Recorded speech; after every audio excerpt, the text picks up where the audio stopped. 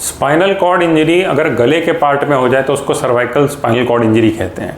Cervical हमारी गर्दन का ये वाला पार्ट होता है जिसमें कि अंदर से नसें जारी होती हैं जो कि हाथ और पैर को कंट्रोल करती है। तो अगर कभी सर्वाइकल स्पाइन में चोट लग जाए तो उसको सर्वाइकल कॉर्ड इंजरी कहते हैं। इसका कारण कोई डायरेक्ट सामने से चीज़ लग जाए तो भी हो सकता है, ऊंचाई से गिरना वो भी हो सकता है, रोड ट्रैफिक एक्सीडेंट में चोट लग जाए वो भी हो सकता है। जब भी सर्वाइकल स्पाइन में चोट लगती है तो इससे एक तो गर्दन में दर्द होता है प्लस यहाँ पे नसें दब सकती हैं। जब यहाँ पे नस दब जाती है तो हाथों की या पैरों की ताकत जा सकती है, मोशन यूरिन का कंट्रोल जा सकता है। इसका नॉर्मली अगर हम मैकेनिक समझने की कोशिश करें तो 3 चीज़ें होती हैं जो अफेक्ट हो सकती हैं।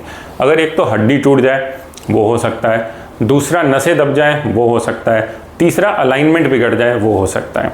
तो अगर किसी को सर्वाइकल स्पाइन में इंजरी हो गई, उसका एक्सरे या एमआरआई करके डॉक्टर ने देखा और एक स्पेसिफिकेशन, एक स्कोर होता है जो हम देखते हैं कि उसमें सर्जरी की ज़रूरत है कि नहीं, तो उससे हम डिसाइड करते हैं कि उसमें सर्जरी ज़रूरत है या फिर बिना सर्जरी के वो ठीक हो जाएगा।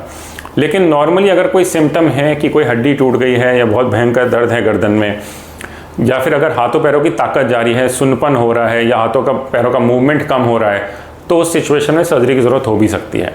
अब इसमें सर्जरी आगे से करनी है या पीछे से, ये भी बहुत बड़ा सवाल रहता है। ये इस पर डिपेंड करता है कि चोट किस तरह की लगी और क्या क्या स्ट्रक्चर्स टूटे हैं। नॉर्मली सर्जरी यहाँ आगे से करनी पड़ती है जिसमें कि उस टूटी हुई हड्डी को हम हटा भी सकते हैं या प्रिजर्व करते हुए वहाँ पे केज डाल दें, या कभी कभी हड्डी को निकाल के भी केज डालना पड़ता है और नर्व को खोलना पड़ता है। इस कंस्ट्रक्ट को फिर हम प्लेट और स्क्रू से स्टेबलाइज कर देते हैं।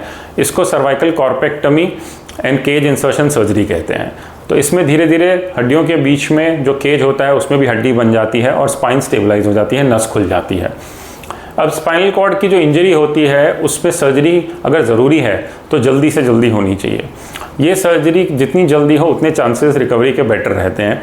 अगर कभी सर्जरी बहुत लेट हो जाए या अगर सर्जरी हो ही ना पाए और सर्जरी की ज़रूरत है तो भी नस पे कभी कभी कंप्रेशन रह जाता है, प्रेशर रह जाता है, जिसकी वजह से हाथों पैरों की ताकत वापस नहीं आ पाती।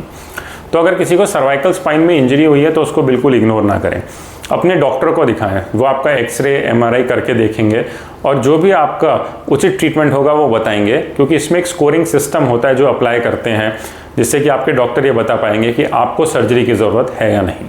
Thank you.